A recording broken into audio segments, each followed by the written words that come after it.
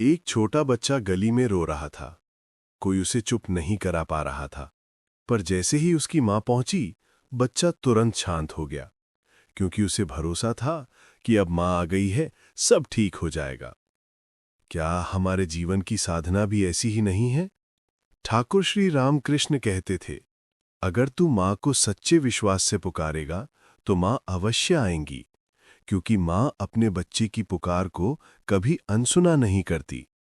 आत्मवाणी का ये संदेश हमें निडर बनाता है। हम सोचते हैं कि हमें लंबी साधना करनी होगी, कठिन तपस्या करनी होगी, पर ठाकुर कहते थे, मां को पाने के लिए सबसे बड़ा साधन है सच्चा विश्वास। आत्मवाणी यही कहती है, अगर तुम्हारा हृदय विश्वास से भरा है तो मां की कृपा से तुम्हारा मार्ग सहज हो जाएगा। भले ही तू पापी हो या अज्ञानी, मां तुझे थाम लेंगी। ठाकुर कहते थे, भक्त अगर सच्चे दिल से कहे, मां तू ही मेरी सब कुछ है, तो मां उसके सारे बंधन काट देती हैं। तो आज अपने भीतर ये संकल्प लो, मां मैं तुझे कठिन साधना से नहीं, बल्कि पूरे विश्वास से पुकारता हूं। तू ही मेरी रक्षा कर, तू ही मेरा सहारा है।